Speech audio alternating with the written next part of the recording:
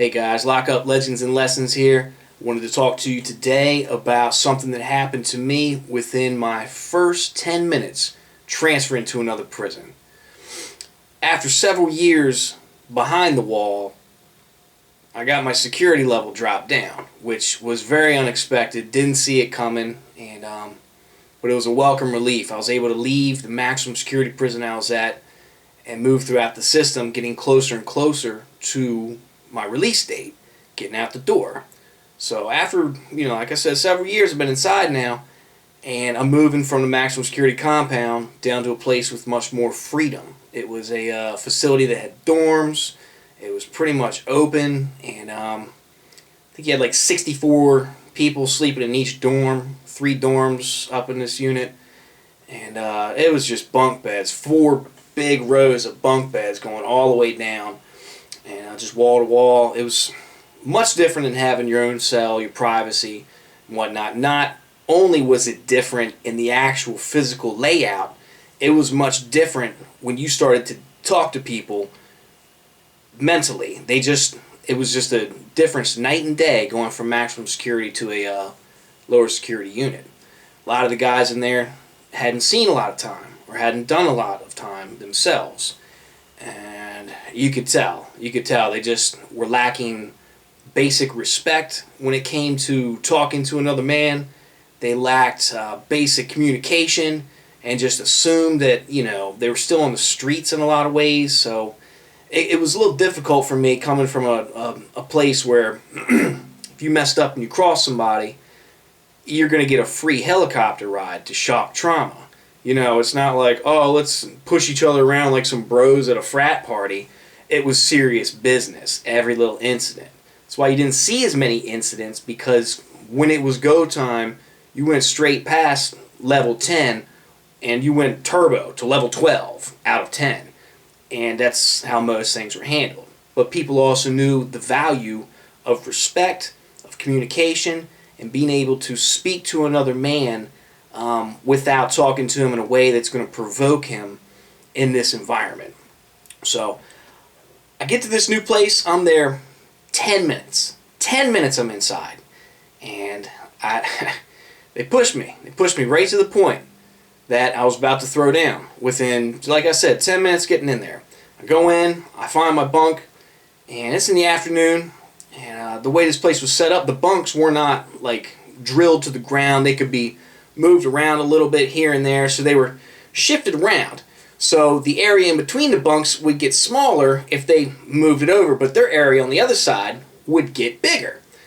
So the bunk was empty up top, and the guy on the bottom decided to slide it over, leaving me very little room in my area. I could barely get into my locker.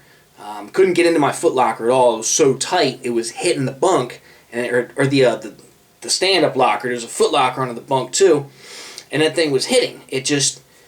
There was no way for me to pack my stuff. So I'm there, I got my box, got my property, trying to just put my things away and see what's going on, go out, check the yard out, because like doors are open at this place. You can just walk in and out. It was culture shock, It was just a totally different situation than I had been used to. So go in, and the guy who is on the bottom bunk, he's taking an afternoon nap. He's sleeping down there. So out of respect, try not to wake this man up. But I'm not going to stand there and just wait forever with all my stuff sitting in the middle of this place. I'm putting it away and locking it. You first get there, people might try you. I mean, that's what I'm used to coming from Max. And people go in and try to root your stuff. They'll take everything from your locker if you're not looking. So I'm trying to get my stuff put away, and I can't get the foot locker to open up to put my things away. So I tried, just seeing what I could do without waking this man up, but I had to. So I'm standing there. I said, all right, well, I'm not going to be a punk. Let me go ahead and speak to this guy. And I said, hey, tapped him. I said, excuse me. I backed up, kind of had my hands in front of me, no sudden movement type body language issues or anything like that. I'm coming very non-threatening at this point. I said, hey, excuse me, man. Excuse me. Turns around and goes, bleh. Real rude and ignorant. I was just like, okay, here we go. I said, hey, man, we got to move this bunk. I can't get my foot locker open. He goes, we ain't moving nothing. And he rolls back over like that's the end of it. Well, these pre-release boys just, I don't know what they're smoking, but I didn't really care. I said, you ain't gonna tell me what to do. This is the first thing that goes through my mind. So I stand back. At this point, you can tell half the people in the dorms, I don't know where the other ones are, some maybe working, some working out. And so I stepped back right into the middle of the aisle. I said, all right, put your shoes on. If you don't know, prison language, put your shoes on means lace up because we're going to fight. That's what it is. So I stood there, I held my ground, just stood tall, waited for him, slow rolled, popped up out of his bunk. So puts his shoe, one shoe on, looks at me. So the other shoe on, looks at me again. I'm standing right there. Didn't move, didn't blink, didn't break concentration at all. I'm just waiting. I said, all right, let's go. And I said, let's go to the bathroom. Let's go fight. You ain't gonna tell me I can't get in my Foot Locker, bro. Simple as that. I'm getting into my stuff. If I gotta go over you to do it, then so be it. You know, I'm here 10 minutes. At this point, the whole dorm is silent. You can hear a pin drop in this place.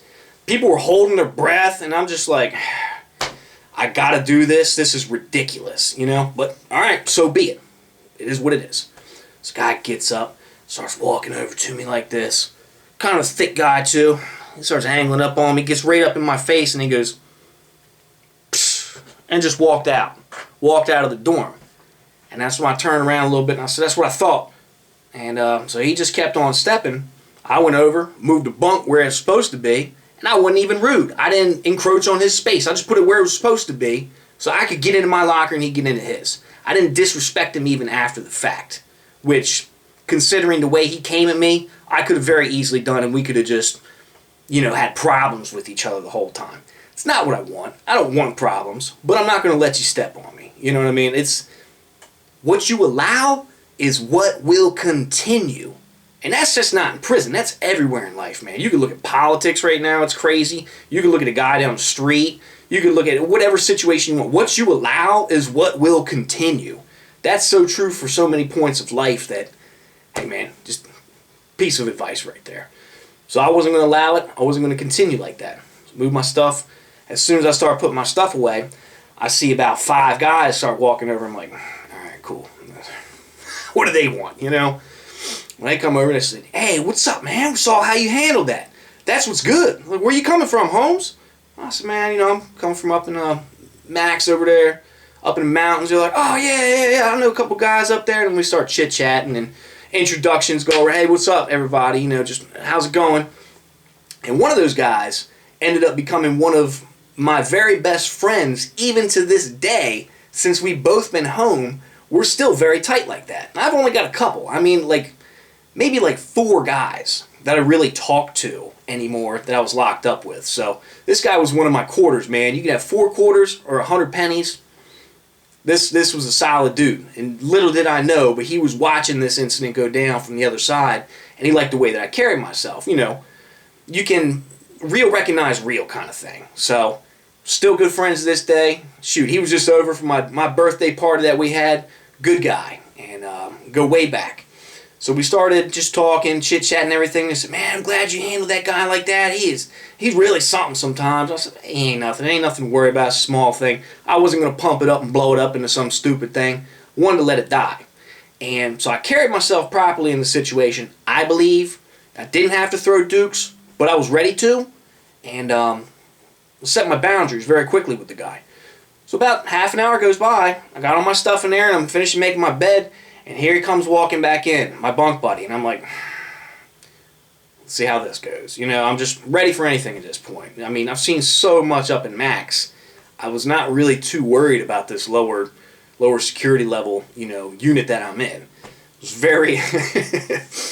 was very surprised just how stupid some of these guys could be, though. It's just like, man, you got some minnows in here messing with sharks.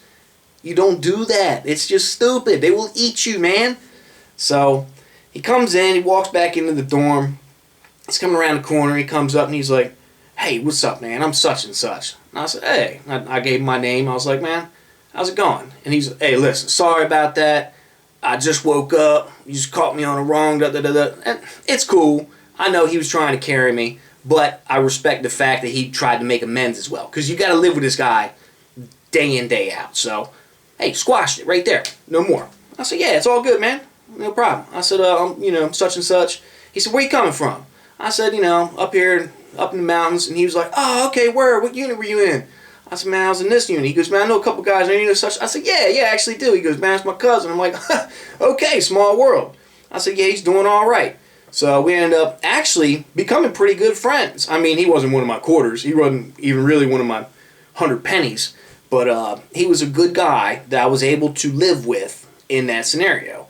You don't have a choice sometimes. You're there and you got to live with these people. And I was like, all right, let's squash it. And we did. And we didn't have any problems after that. He ended up being one of the best bunk buddies I ever had. He was very respectful afterwards. You know, there was no smoking in there, but, you know, he smoked. And he's like, hey, bunk buddy, man, it's going to bother you if I smoke? I said, nah, man, I appreciate you asking, though. He's like, I said, if you don't mind just cracking the window. And he's like, yeah, no problems. So we ended up, you know, just because I handled myself with the right composure, but not being a zap out either, like flying off the handle and trying to fight and screaming and saying all this stuff.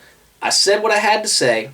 I said it definitively enough, and I held my ground so that when he stepped all the way to me, I guess he thought all that loud boop, boop, boop, boop, boop, boop was going to rattle my cage or something, man. It's just like, I ain't worried about your bark, not one bit. That don't scare me no more. You know, I'm not 21 at this point, you know.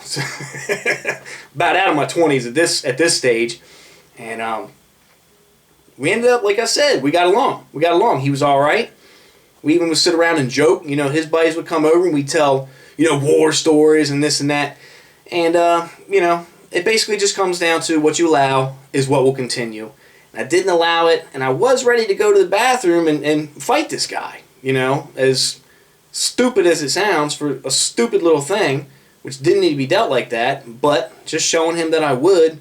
It's not can you fight, it's will you fight in the joint. If people know that you're fighting, that you will throw hands with them, they're going to think twice about it next time. They always go after easy targets. It's so much easier. You know, not everybody's a gladiator trying to fight everybody all the time. You got a couple people like that, but for the most part, a lot of guys can talk out any kind of situation that you got going on. You know, it doesn't have to be a pincushion festival where everybody's getting poked up all the time. It doesn't need to be that, and I believe I demonstrated it in action by speaking to this man the way that he needed to be spoken to, and without going overboard. So the police didn't get involved. There's nothing, you know, there's no cameras in the dorms. Nobody went and told. It was just one of those little things, you know. So, yeah, I met one of my best friends in there because of this situation, and we ended up working on the same job detail. I had a really good time with this guy in there. It's nice to find someone that you can get along with, and that you have the you know, that counterpoint in life where it's like, oh yeah, I recognize that dude's got a lot of the same stuff going on that I do, and you can click up and become friends. It can be difficult in jail. Not too many people want to be. How do you say it? There's not a lot of good people. I'm just going to leave it at that. So, if you find them, try to hang out with them as long as you can. It was a bummer to see him go, but I was glad to watch him leave too. You know, you always miss your good friends, but you don't want them to stay there with you. So, anyway, I hope that you guys like this video, and I just want to say thank you to everyone who's been watching, commenting, and liking. I appreciate that. It lets me know that people are actually watching, you know, some of the footage that I'm uploading here, and yeah, I'll just try to keep something coming out as regularly as possible. And if you haven't, go ahead and hit that subscribe button. Slap that subscribe button like it asked for a picture of your mama in the shower. Thanks, guys.